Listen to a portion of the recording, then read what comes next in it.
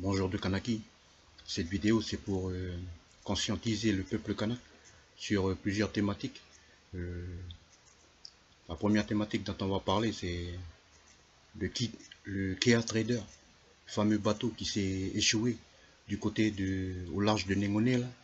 Il s'est planté carrément sur le récif. Alors ce bateau c'est un bateau maltais qui bat pavillon maltais. Et il faut que le Kanak sache que depuis juillet 1977, la France et Malte ont signé quatre conventions internationales pour l'évasion fiscale. Ça, c'est la première chose. La deuxième chose, c'est que il n'y a aucun bateau, il n'y a aucun bateau qui rentre dans la zone exclusive économique de la colonie française de la Nouvelle-Calédonie sans l'accord de Maman la France. Parce que c'est la France qui a la compétence régalienne pour la protection, pour la gestion de cette zone économique. Ensuite, l'autre chose à savoir pour le peuple kanak, c'est pour toute activité économique qui se passe à l'intérieur de la ZEE, ce sont les trois provinces, les trois présidents de province avec les assemblées de province qui décident de tout ce qui se passe au niveau business, euh, notamment sur la terre, sur la mer, tout ça. Grâce à la loi illégale qu'on appelle la loi organique 99-209 du 19 mars 1999 dans son article 43 et 44. Ensuite, toujours pour le key trader, ce bateau il s'est fracassé en deux au mois de juillet. Et du mois de juillet jusqu'au mois de décembre, je ne sais pas, la France avec ses moyens limités, ils n'ont pas pu empêcher des boulettes d'hydrocarbures s'échapper de la carcasse. Certaines boulettes elles sont parties tout partout dans la côte est. Il y en a qui sont partis à Yaï, au pont de Mouli, il y en a qui ont atterri à Djehou aussi. D'ailleurs, il y a eu qu'on appelle une délégation, un collectif qui s'est monté à Djehou.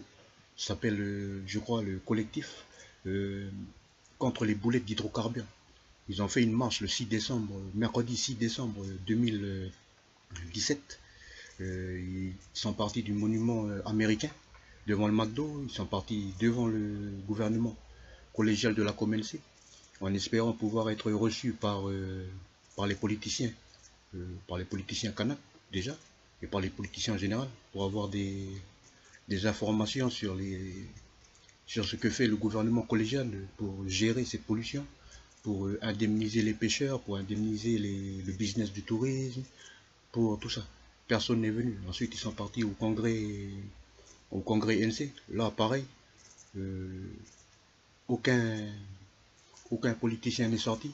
Euh, la seule information qui est sortie du congrès, c'est que les courriers, ils n'ont reçu aucun courrier. Pourtant, les représentants du collectif, là, ils ont envoyé une lettre de revendication ou de demande d'audience. Et comme par hasard, il y a le congrès NC, ils n'ont pas reçu la lettre. Donc, il n'y a aucune délégation qui a été reçue. Ensuite, ils sont descendus au Saria. Là, il y a une délégation de 12 personnes qui devaient se rendre à l'intérieur pour discuter avec M. Latas, le commissaire de la République. Au lieu des 6, il n'y a que 5 personnes qui sont parties euh, lors de l'entrevue. Ils sont restés un certain temps. Quand ils sont ressortis, ils ont réussi à faire en sorte que la zone soit accessible aux journalistes, qu'on appelle ça. Ils ont essayé de se faire, qu'on appelle ça. Ils ont essayé de faire en sorte qu'il y ait un membre du collectif ou un représentant du collectif tu vois, contre les boulettes d'hydrocarbures qui fasse partie des commissions de travail pour la gestion de la pollution et tout et tout. Après, ben, maintenant, où ça en est les choses, on ne sait pas. Mais toujours est-il que maintenant le key trader il est cassé en deux. Ça va être très difficile pour la France de gérer ça. Dans la ZEE, ça va être très difficile pour les provinces qui sont encore moins fournies en matos pour gérer ce genre de catastrophe. Alors, nous, le collectif des subrogés tuteurs et des défenseurs coutumiers de droit, lors de cette marche, nous avions écrit un courrier où on demandait que les responsables, les coupables les, les commanditaires, l'affréteur, l'armateur, l'État, la province, enfin, les responsables de ce fiasco soient tous poursuivis en justice et punis. Parce que c'est hors de question que, que la France, qui a la compétence de gérer tout ce qui rentre dans la ZEE, s'en sorte comme ça. C'est hors de question que la province des îles, qui a la compétence 99-209, articles 43 et 44, s'en sorte comme ça. Alors que le key trader, il est échoué depuis un certain temps et il n'y a rien qui a été fait vraiment automatiquement. Ensuite, dans ce courrier, le collectif des subrogés tuteurs, nous avons demandé que l'intervention de la coopération régionale, parce que nous savons que la France, elle n'a pas d'assez gros navires pour gérer ce genre de situation.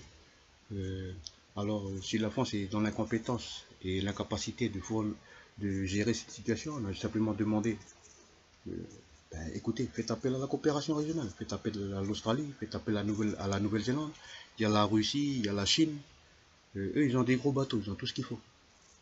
Silence radio dans ce courrier, dans le deuxième courrier du 8 décembre, silence radio dessus. Par contre, là nous sommes le 11, je suis tombé sur un journal hier, le mercredi 10, où il est stipulé que ça y est, en effet le key trader il est cassé en deux, le fuel lourd qui était inaccessible, comme par hasard maintenant il est devenu accessible, ils ont pu le pomper. Ils ont pu le pomper, ils ont tout vidé, ça y est, tout va bien. Ils ont tiré des conteneurs et tout. Et comme maintenant le key trader est cassé en deux, ça va être difficile de le remorquer. Ce qui fait que maintenant, ils vont essayer de l'enlever, de couper les tôles, de le démonter sur le récif. Un genre de truc comme ça. Après, je ne sais pas comment ça va s'articuler, mais en tous les cas, quelque part, M. Latas a écouté ce que le collectif a dit. Ils ont fait appel à la coopération régionale. Mais tu vois, comme les Blancs dits français, et le système colonial français, le Haut Commissariat, et la province, les provinces, le gouvernement NC, le Congrès NC, toutes ces institutions françaises illégales, là, ici en Canada, ils ne veulent jamais admettre qu'ils sont limités et incompétents, et ils veulent toujours faire en sorte que les idées viennent d'eux. Ben, dans ce journal-là, il est dit que l'armateur va faire un appel d'offres. Ce qui veut dire que, au lieu de suivre tout simplement la logique de solidarité dans le Pacifique, au niveau de la CPS, au niveau du groupe de fer de lance, au niveau des îles du Forum du Pacifique, au lieu de faire jouer la solidarité entre nations membres du Conseil de sécurité de l'ONU, en attrapant la Chine, en attrapant la Russie, voilà, ce sont des grosses nations avec du gros matos, et peut-être que la France, elle n'a pas voulu faire ça. Elle a préféré faire ça à sa façon. Genre, non, non, nous on veut bien l'aide internationale, mais nous on paye. L'armateur va payer. Et donc il a lancé un appel d'offres international, et l'appel d'offres, enfin, les réponses, il les attend jusqu'au 15 décembre 2018. Donc il faut s'attendre que le key trader, il va se désagréger tout doucement jusqu'au 15 décembre 2018, jusqu'à ce qu'il y a, comment on appelle ça là, un pays ou une société, une multinationale qui décide de, bon, nous on est présent, on répond à l'appel d'offres, voilà, ça coûte tant. Parce que tu vois, la France, elle ne veut pas admettre que les idées viennent du Kanak, les idées viennent de l'indigène de l'Océanie. Il faut toujours qu'elle dise, non, non, non, vaut mieux, Malte, tu viens ici, tu t'assois, vaut mieux qu'on dise comme ça, on fait un appel d'offres, comme ça, nous on n'est pas des clochards à aller demander la solidarité. Ça c'est les Kanaks, ça c'est l'indigène du Pacifique, eux ils n'ont rien. Et nous on rappelle seulement ceci à la France et à Malte. Malte, ça appartient pas aux politiciens maltais. Ça n'appartient pas à l'ordre de Malte, ça appartient au clan propriétaire terrien de Malte.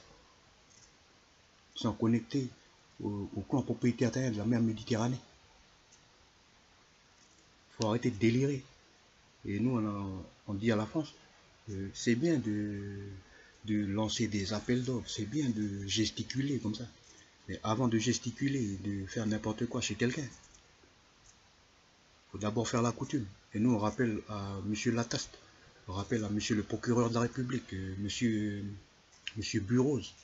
On rappelle à tous les présidents du tribunal de Nouméa, que ce soit correctionnel, première instance, le JAP en bas, tribunal des enfants, la cour d'appel, le tribunal administratif, que pour qu'ils puissent donner des décisions de justice, pour qu'ils puissent appuyer des décisions judiciaires illégales ici en Kanaki, il faudrait d'abord déjà que la France soit chez elle ici, pour qu'ils soient légitimes ici à donner des décisions de justice. Parce qu'après, là on va tomber dans le deuxième volet, l'injustice coloniale ici. L'injustice coloniale, à chaque fois qu'un Kanak fait des conneries, quand je dis conneries, à chaque fois qu'il sort du cadre de la coutume, pour tomber dans le cadre de la loi 1901, qui interdit de nuire aux intérêts de l'État et qui interdit de nuire à l'indivisibilité de la nation française, automatiquement, que fait la France? Toi, ça fait une bêtise. Viens ici, allez, tribunal. Après, quand tu arrives au tribunal, tu te fais juger. Après, juge d'application des peines. Écoute, petit canal, tu travailles? Oui, je touche 50 000. Attends, je regarde dans le... Eh bien, ça, c'est une amende de classe 2. Tu vas payer... Bon, allez, tu vas payer 15 000. Hein? Et si tu ne payes pas les 15 000, ben, tu fais les 3 mois de prison. Ça, ça c'est carrément du chantage, quoi. C'est carrément du chantage. Mais après, là où c'est vraiment illégal, c'est que là, ni le juge d'application des peines, ni le tribunal des enfants, ni aucun juge du tribunal de Nouméa, ni le procureur de la République, ils ont des dispositions légales pour juger le canard. Parce que c'est bien beau de dire, oui, la coutume, ok, mais quand tu fais une bêtise, ben, c'est le code pénal, oui, mais le code pénal français, c'est sur quelle base il s'applique ici en Kanaki? Le code pénal français, il n'est pas chez lui ici. Le code pénal français, il ne s'applique que sur les blancs dits français, c'est-à-dire sur les citoyens français de droit commun, touchés par l'article 34 de la Constitution française du 4 octobre 1958. Il ne s'applique pas sur le Kanak de l'article 75. Mais oui, il faut être logique. Et les juges, ils peuvent baratiner, ils peuvent sauter en l'air, c'est tout ce qu'ils veulent. Mais il y a deux points très importants au niveau de la justice. Premièrement, le tribunal de Nouméa, c'était un tribunal sans droit ni titre. Et deuxièmement, la France ne peut pas, un juge français ne peut pas juger un Kanak de l'article 75. Parce que le Kanak, il n'est pas français. Ensuite, chaque Kanak, c'est à chaque Kanak quand il arrive au tribunal. Enfin, déjà, c'est à chaque Kanak de ne pas faire de conneries, c'est-à-dire de rester bien dans son cadre coutumier, bien dans l'article, bien dans la coutume déjà, en restant dans la coutume. Il va être protégé par l'article 75. C'est à chaque Kanak de rester dans la coutume, pour pas tomber dans la loi 1901. Parce que dès que tu sors de la coutume, ici en Kanaki, tu tombes sur quoi? Le système colonial qui est protégé par la loi 1901 et le Tchapouari, le Tamiok, la sagaille de l'État colonial français ici. Eh bien, c'est le code pénal français qui empêche le Kanak, qui empêche le pauvre d'aller chez le riche pour lui prendre ce que le riche a volé. C'est ça. Et ce système-là, il est protégé par le Code civil français. Le Code civil français, justement, il l'empêche. Non, il protège les riches et il protège les voleurs qui sont mandatés par l'État pour pouvoir continuer à voler ici. Alors, tant que le Kanak reste dans son cadre, il n'aura pas on n'a pas besoin de faire cette vidéo. Mais comme en ce moment, le Kanak, c'est un petit délinquant à la française, et à chaque fois qu'il fait une bêtise, ben, il est une source. Ces conneries, c'est une source de revenus fixe pour le président du tribunal, pour les avocats, pour le directeur du CONES, pour les policiers, pour les huissiers. Parce que si l'indigène, si tous les indigènes, si le Kanak, le Caldoche, enfin le Caldoche il n'est pas indigène, mais c'est le neveu du Kanak, grâce au sang des Capo, Ika et Outé. Ensuite, les indigènes océaniens qui sont ici, les frères arabes qui sont ici. Si eux là, ils restent bien dans le cadre coutumier, automatiquement, qui c'est qui va... Qu'est-ce qui justifie qu'il y a des juges au tribunal? Si ce sont les grands chefs qui gèrent les Kanaks article 75. Si ce sont les chefs de tribu qui disent, hey, pour les TIG, c'est plus TIG, c'est les travaux d'intérêt coutumier, vous allez débrousser ça là-bas. Mais ça y est, le juge des applications des peines, plus aucun juge, plus aucun avocat, plus aucun greffier, plus aucun bâtonnier plus personne n'aura de Porsche, hein. Plus personne n'aura de 4x4. Alors cette vidéo, elle est là pour conscientiser et pour le Kanak sur plusieurs thématiques, mais on va en rester sur deux. Et là, je vais terminer en vous lisant cette petite pétition. La carte que vous voyez là, c'est la carte du cadastre minier. Ici dans la colonie française de la Nouvelle-Calédonie. C'est là qu'on voit qu'on appelle l'étendue du recel des ressources naturelles kanak ici. Alors, pétition kanaki colonisée par la France depuis le 24 septembre 1958. Sur la carte, il y a marqué répartition du recel en bande organisée des terres ancestrales kanak. Le recel est puni par la loi. À l'attention de Monsieur le Président de la République. Bonjour de Kanaki. 8-07-2017.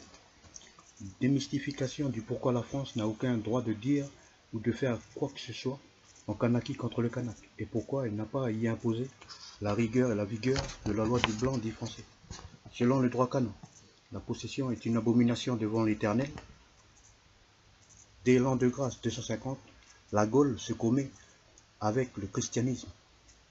En l'an de grâce 496, la France devient chrétienne par le baptême de Clovis. C'est un roi, c'est un vieux. Ensuite, le 4 septembre 1774, le navigateur James Cook découvre, entre guillemets, le pays kanak et le nomme improprement New Calédonien par mélancolie du voyageur loin de chez lui. Le 14 septembre 1774, l'Angleterre signe un acte d'annexion de la nation indigène kanak à la couronne d'Angleterre, faisant des Kanaks des ressortissants anglais. En 1802, l'empereur Napoléon institutionnalise le notariat impérial. Par conséquent, pour tout acte juridique touchant la propriété ou la possession d'un bien, il faut un acte juridique authentifié par le tampon et la signature du notaire impérial. En 1803, l'empereur Napoléon fait le distinguo entre la propriété qui est un droit et la possession qui est un acte juridique.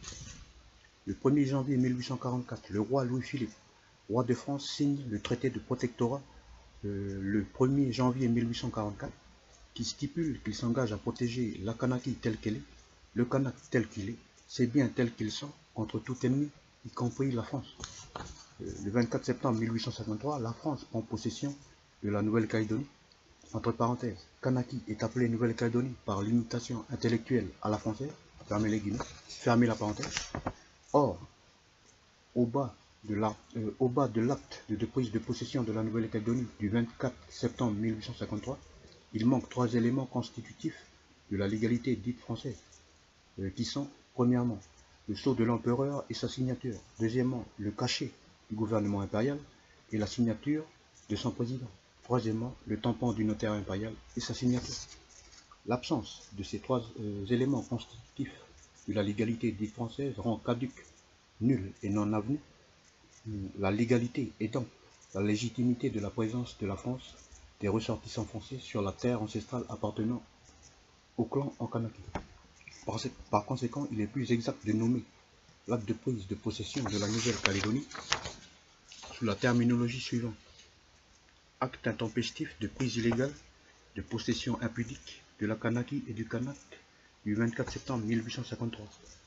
La France, pays, patrie des droits de l'homme et pays le plus légaliste au monde avec 17 constitutions et 5 républiques, doit se positionner vis-à-vis de sa propre légalité, notamment vis-à-vis des articles 2228 du Code napoléonien, de l'article 1599 du Code civil français qui stipule que la vente de la chose d'autrui est nulle, l'article 1600 du Code civil français, l'article 311-1 du Code pénal qui punit le vol, l'article 321-1 du Code pénal français qui punit le recel, l'article 432-1 du Code pénal qui punit l'abus d'autorité, l'article 432-7 du Code pénal qui punit la discrimination, l'article 432-4 du Code pénal qui punit les actes attentatoires à la liberté individuelle, l'article 4 du Code pénal qui interdit aux juges,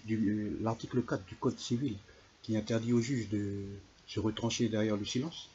L'article 434-7-1 qui punit l'abus de pouvoir, le déni de justice et le déni de droit. Et l'article 127-1 du livre 3 du Code du contentieux administratif qui veut dire que si l'administration ne répond pas à un courrier dans un délai de 2 mois, ça veut dire qu'elle est d'accord avec le contenu du courrier. Ensuite, ce qui est dit ici l'est avec le droit de diction kanak pour que justice, droit et coutume demeurent sur la terre ancestrale kanak que la France a volé le 24 septembre 1853 avec un faux en écriture. Pour le collectif, le SG Wahopi Machané du clan dignitaire de Koumou. C'est celui qui a fait la vidéo. Voilà, je vais terminer avec cette vidéo sur la lecture de cette pétition. Elle circule déjà sur internet depuis le 8 juillet 2017. Pour l'instant, il n'y a que 4 signataires. Pourtant, il y a beaucoup de révolutionnaires ici en Kanaki. Et j'ai confiance, le Kanak c'est un guerrier. Lui, c'est un diesel. Il y a des Kanaks qui répondent comme un éclair, mais il y a des Kanaks qui prennent du temps, qui aiment bien réfléchir. Et c'est bien qu'ils réfléchissent. Parce que si le Kanak il s'emporte avec la colère et puis trop pressé, la France elle va profiter de ça pour justifier encore l'envoi de troupes de la mort, plus de policiers, plus de caméras. Bientôt, quand on va aller aux toilettes, il y aura une caméra où c'est marqué mairie de Nouméa, souris, pendant que tu chies, on te regarde, c'est juste pour voir si tu vises bien. Parce que maintenant, il y a un arrêté municipal qui dit si jamais tu chies pas au milieu de l'eau, là, si jamais tu touches les bords, ben, tu payes une amende. Non, je déconne. Mais peut-être, faut quand même faire attention parce que pour payer les feux d'artifice à 30 millions, 5 millions, tout ça, il faut des taxes. Allez, bonne journée, puis merci. Courage à tous les frères Kanak, courage à tous les frères Kaldosh, à tous les neveux Kaldosh, courage à tous les frères océaniens. Il ne faut pas vous laisser faire, connaissez vos droits et puis faut faire en sorte de toujours avancer ensemble. C'est ça notre force ici, Kanakilé.